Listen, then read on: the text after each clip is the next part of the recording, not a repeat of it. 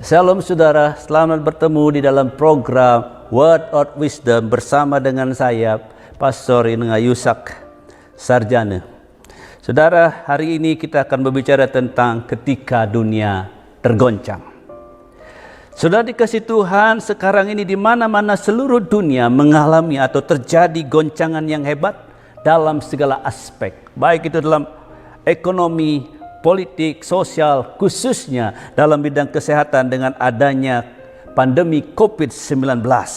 Tapi bagi kita hal ini tidak mengejutkan kita, karena Alkitab telah mencatat bahwa pada hari-hari terakhir Tuhan akan menggoncangkan bumi dan langit. Kata firman Tuhan dalam Ibrani 12 ayat 26, waktu itu suaranya menggoncangkan bumi, tetapi sekarang ia memberikan janji, satu kali lagi aku akan menggoncangkan bukan hanya bumi saja, melainkan langit juga. Nah, kenapa saudara dunia ini diizinkan oleh Tuhan tergoncang atau terjadi goncangan? Karena Tuhan sedang memisahkan antara gandum dengan ilalang, karena Tuhan sedang memisahkan antara gandum dengan jerami, karena Tuhan sedang menguji atau kemurnian anak-anaknya. Nah saudara, ketika dunia tergoncang, apa yang harus kita lakukan supaya kita tidak ikut tergoncang? Iman kita tidak tergoncang, jiwa kita tidak tergoncang, rohani kita tidak tergoncang. Yang pertama, fokus kepada Tuhan.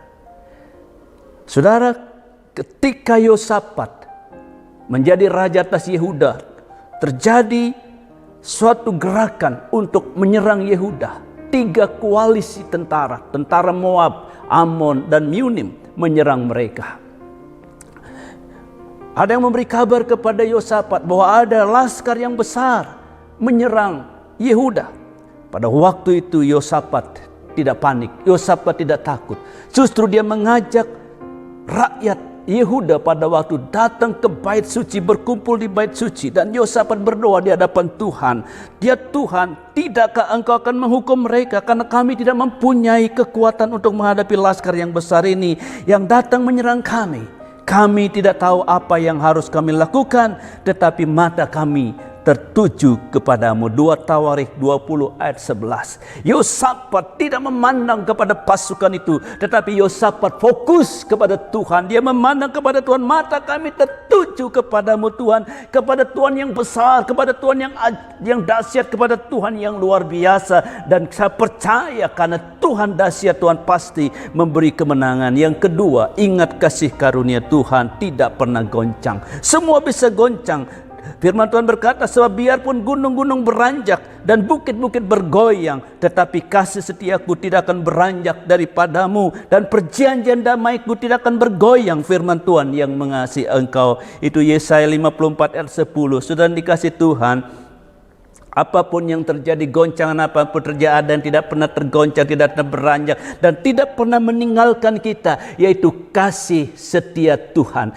Ingat, kasih setia Tuhan tidak pernah meninggalkan kita. Dan kalau kasih setia Tuhan itu tidak pernah meninggalkan kita, saudara, maka kita akan tetap tenang. Yang ketiga, saudara, kita harus percaya bahwa apapun yang terjadi dalam hidup kita, Tuhan pasti memberi jalan keluar.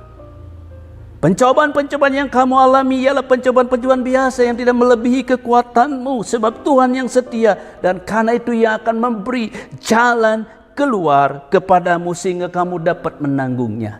Saudara, ingat bahwa apapun yang terjadi, segala sesuatu pasti berakhir. Tuhan pasti memberi jalan keluar bagi saudara apapun yang saudara hadapi. Karena itu jangan goncang, jangan ikut tergoncang, sebab Tuhan pasti memberi jalan keluar. Haleluya. Amin. Mari kita berdoa. Tuhan, berkati anak-anak-Mu yang telah mendengar firman-Mu. Tuhan, kuatkan mereka. Kalau ada di antara mereka saat ini mengalami goncangan karena ekonomi, karena kesehatan, apapun yang mereka alami, Tuhan, Tuhan tolong supaya mereka belajar untuk fokus memandang kepada Tuhan yang besar, Tuhan yang dahsyat, Tuhan yang sanggup memberi kemenangan kepada mereka, Tuhan yang sanggup memberi jalan keluar kepada mereka, sebab kasih setiamu tidak akan pernah meninggalkan mereka. Terima kasih Tuhan, dalam nama Tuhan Yesus. Haleluya. Amin.